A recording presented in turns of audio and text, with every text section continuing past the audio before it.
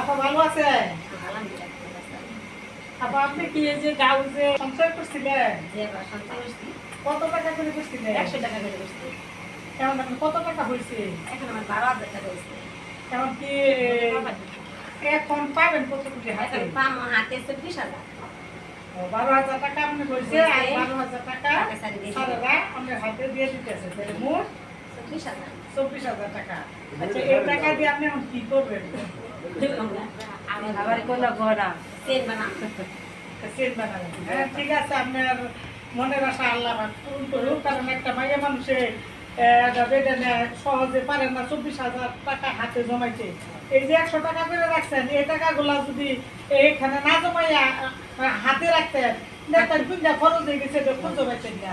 এখানে আপনি 12,000 টাকা জমাইছেন, আরো 12,000 টাকা এই অফিস থেকে দিছে, তাহলে 24,000 টাকা এখন আপনি করতে পারবেন। যাক ইনশাল্লাহ আল্লাহ আপনার ভালো করুক।